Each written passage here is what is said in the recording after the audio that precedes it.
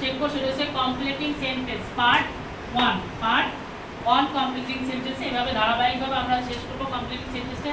প্রথমে আসে short technique, এটা একটা শর্ট টেকনিকে কমপ্লিটিং সেন্টেন্স শেখাবো। এখানে কোনো রুলস লাগবে না। প্রথম আমরা যে রুলসটা শিখবো সেটা হচ্ছে লেটস যুক্ত বাক্যের শর্ট টেকনিক। লেটস থাকবে, সেই লেটস এর শর্ট টেকনিক আমরা শিখবো। সেটা কি লেটস এর অর্থ একটু জানেন নি। লেটস এর অর্থ হচ্ছে নতুবা বা নইলে। লেটস এর অর্থ কি নতুবা নইলে।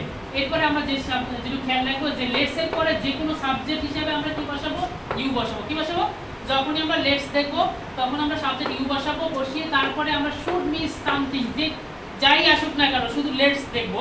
লেটস দেখার সাথে সাথে আমরা কি বসাবো, সাবজেক্ট বসাবো ইউ। সাবজেক্ট কি বসাবো, ইউ। আর এখানে কি বসাবো, should miss something. Subject your পরে শুড মিস সামথিং বসাবো।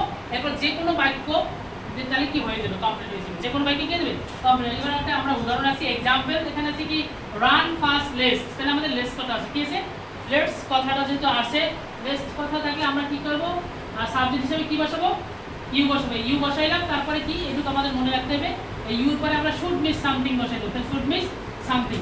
এবার আরেকটা উদাহরণ আমরা যাই, যেমন এবার আছে টেক ইট লেটস।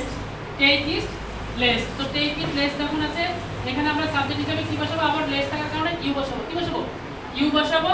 ইউ পরে আমাদের কাজ কি, পরবর্তীতে দেখতে হবে যে শুড মিস সামথিং বসাই দেবো, শুড মিস সামথিং। তাহলে বাক্য হয়ে যাবে।